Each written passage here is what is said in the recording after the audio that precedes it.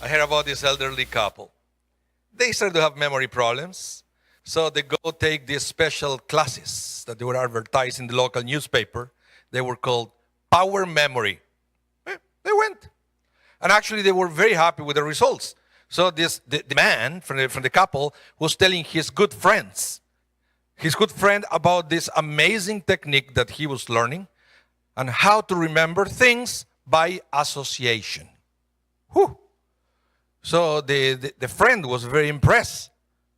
And he said, "What's the name of that instructor? I want to know." I said, "Well, the name is..."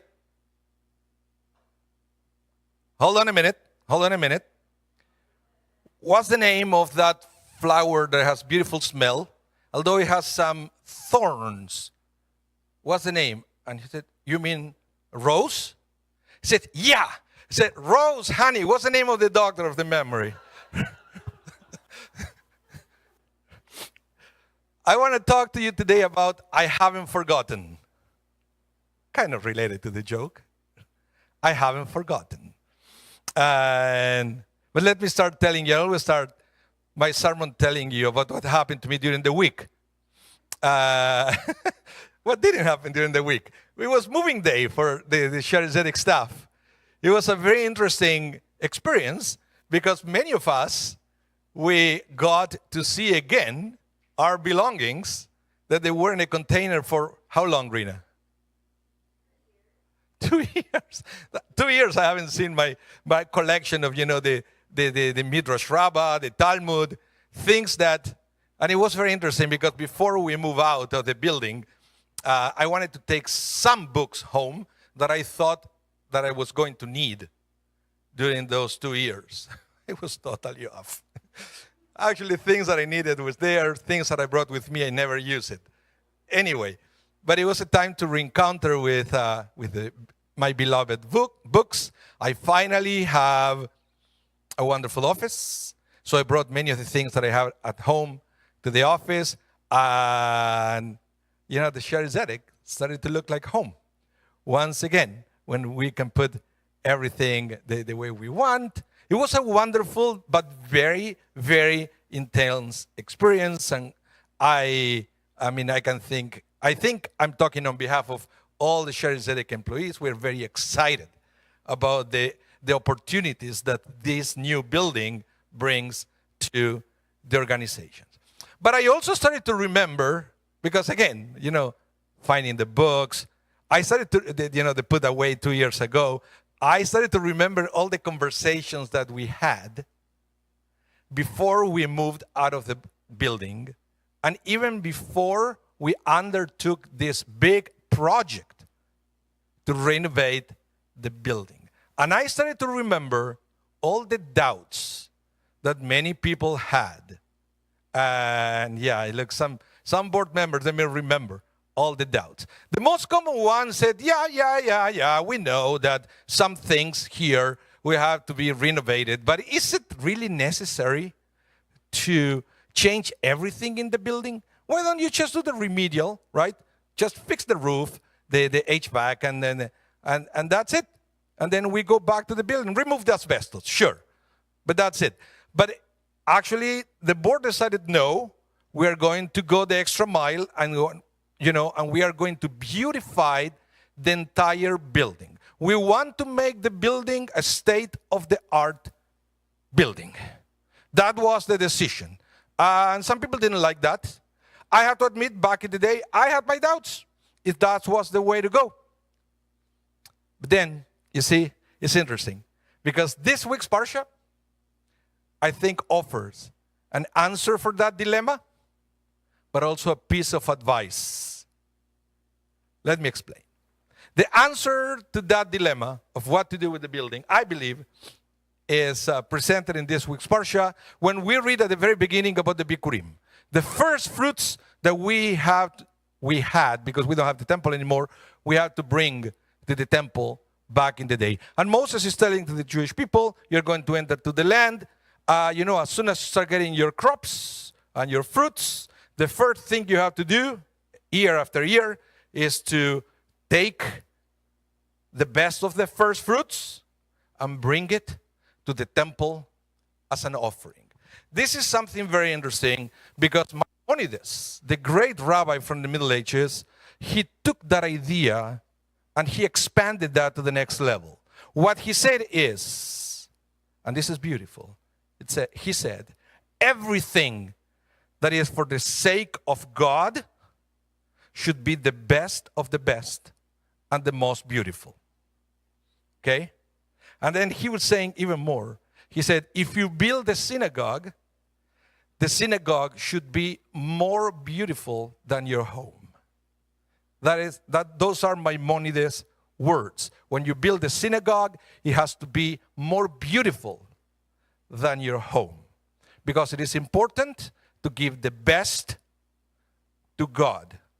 Beautiful concept. And from here, this is very common in Judaism, and perhaps it's one of the most underrated concepts, which is the concept of Hidur Mitzvah. Every mitzvah we do, we have to beautify it the best we can. Everything. From the talit, you can get, did you realize that you can get any shmata, put 4 tzitzit, and it's a talit? Have you ever thought about that? But we don't do that, right?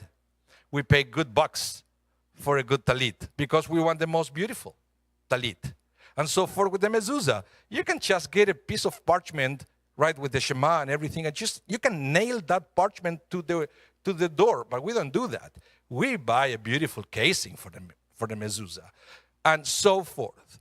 That concept is called the Hidur Mitzvah because we believe that everything we do for the sake of God has to be beautiful. And I believe that's what we did with the synagogue, right? Because the synagogue is for the sake of God, so it is proper to make it as beautiful as we can. Now, and it's interesting because I believe that this principle, we apply it to many different aspects of our lives, and we don't even realize that. The concept of Hidur Mitzvah, to beautifying something that is precious to us, like God, right? We apply it in many different aspects. Let me give you an example. This last week, I was very blessed that I got an invitation from Shelly Chochinov. He invited me to this opening night of the symphony.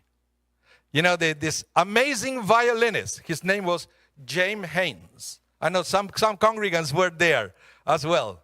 It looked like a high holiday services, the symphony. And, you know, the guy was amazing. He was like out of this world. I don't know how somebody can move the fingers that fast, but that's not the point. He was playing on a violin. I'm not even sure how much he paid for that. It's a Stradivarius. Actually, it's called a Marsic Stradivarius. Whew! From 1715. And you know, the first thing is it really necessary to play a Stradivarius from 1715? Right? Well, for him it is. Because he loves music. And he loves violin music so much that the guy got the best of the best to play the music he loves because that music is precious to him. And so for you will see, when you have a famous pianist, they can play in every piano. But you will see that they will always try to play on a Steinway. Why is that? Because music is so precious for them that they want to enhance that music the best they can. And for famous pianists, the sound of the Steinway is unmatched. So the same happened with many things in our life. We don't realize those areas that we spend extra money to things that they are important to us. It's the same concept of Hidur Mitzvah.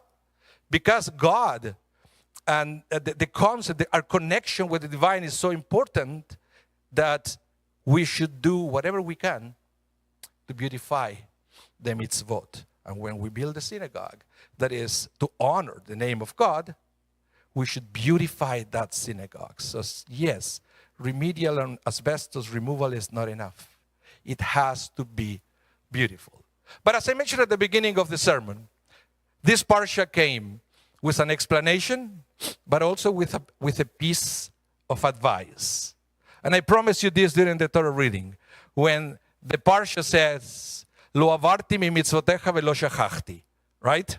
Where it says, I haven't transgressed the mitzvah, and I haven't forgotten. And the Torah doesn't say forgotten what.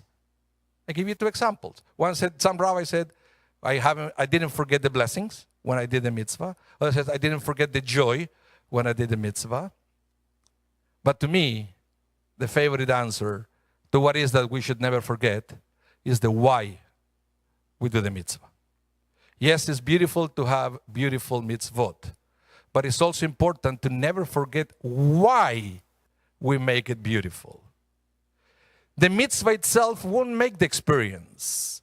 The beautiful mitzvah will enhance your experience. So I believe that this is a misconception of many people, that they believe that a beautiful building will create the experience. A beautiful building will enhance the experience that we're already creating. So you come to the synagogue with this love for God, and you come to the synagogue with that desire to connect with the congregation.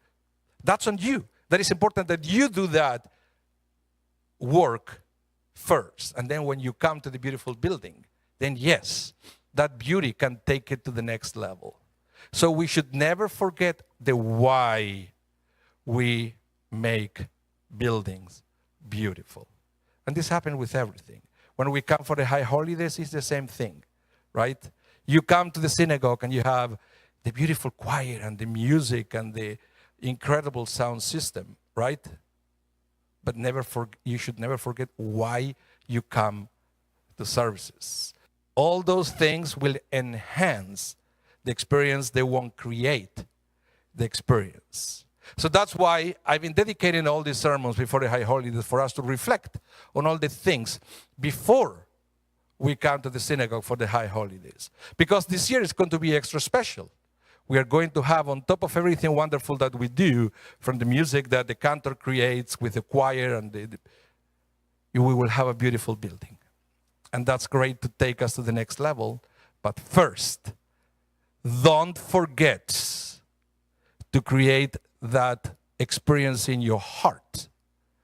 And then and only then, we can take you to the next level. Shabbat Shalom.